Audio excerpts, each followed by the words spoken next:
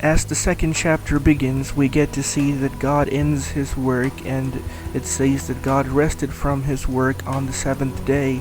Now, what would this mean is that God stopped his work on the seventh day, and he sanctifies the seventh day and sets it apart from the rest of the days of work. And henceforth, from that moment, we know that we work for 6 days in a week, and one day we take off from our work.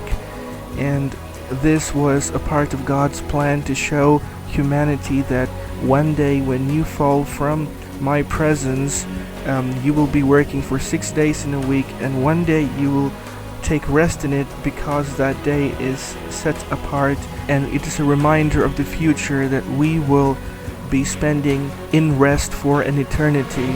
And this is just a foreshadowing of that. Now we know that it is not possible for man to work continuously for 7 days, and this law was actually implemented somewhere in Russia by a certain government where people had to work for 7 days, but people fell ill and the production fell drastically. Health were affected, and they had to bring back the plan of taking a day's rest in a week. So this is another example of how God's plan is still working in our lives, and this is God's way of introducing days of the week in order for man to remember throughout history that he is a promise-keeping God.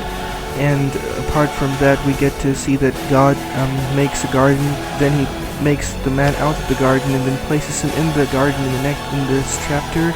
And then later on he commands man the first commandment, saying that you should not eat of the tree of the knowledge of good and evil, but of all the other trees you can freely eat. And then God tries to find a suitable helpmate for Adam, but none of the animals fit to help him. And then God takes one of his ribs and then makes the woman out of it. Again, God is trying to stress that on the fact that of the importance of creating a woman out of the man, and the woman is actually important because none of the animals have actually fit the description to help Adam. And so God is making Adam to realize this fact by introducing all the animals first, and then later on coming to make the woman.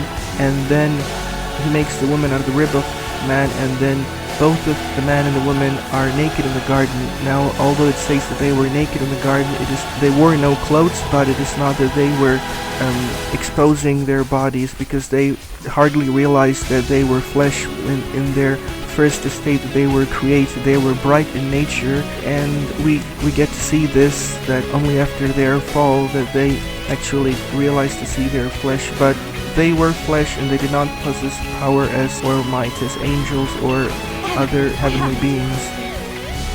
And the chapter ends with this. In the next chapter we would see the fall of man. So far it's gone so much, and thank you, and have a nice day and many blessings.